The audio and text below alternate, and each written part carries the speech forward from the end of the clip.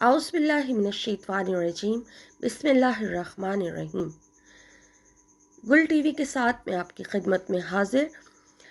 Viewers, आज मैं आप लोगों के लिए जो अमल आपको बताने जा रही हूँ, बहुत आजकल का जो दौर है बहुत ज़्यादा इस तरह जा रहा है कि हर बंदा रिस्क के हवाले से परेशान है। रिस्क को लेकर यानी रिस्क की तंगी से कर्ज़ों में डूबा हुआ है और बहुत ही परेशानी है। घर में खाने को कुछ नहीं है, महंगाई का दौर, हद से ज़्यादा महंगाई हो चुकी है।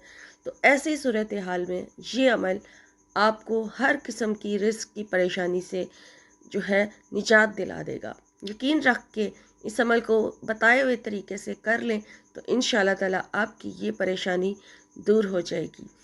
आपने सुबह और शाम दो टाइम यानी फ़जर की नमाज के बाद और मगरिब की नमाज के बाद आपने सूरह मुज़म्मिल पढ़नी है। ठीक है, अब सूरह मुज़म्मिल किस तरह से पढ़नी है वो आपने नोट करना है।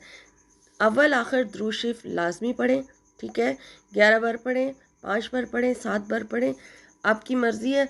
दुरूद शरीफ पढ़ें और दुरूद इब्राहिमी जो नमाज में पढ़ा जाता है वो वाला दुरूद शरीफ पढ़ना है आपने। दुरूद शरीफ पढ़ने के बाद फिर आपने अपने मकसद की यानी रिज़्क़ की तंगी की दुआ करनी है, नियत करनी है। फिर आपने बिस्मिल्लाहिर्रहमानिर्रहीम के साथ सूरह मुज़म्मिल को पढ़ना शुरू करना है।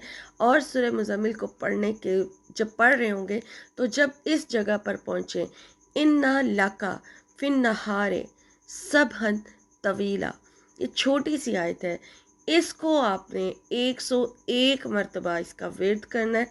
और फिर जब 101 बार इसको पढ़ लें फिर बाकी जो सूरह का हिस्सा रह गया है वो कंप्लीट कर लें। इस तरह एक मरतबा आपने सूरह मुज़म्मिल को फ़जर की नमाज के बाद पढ़ लेना है।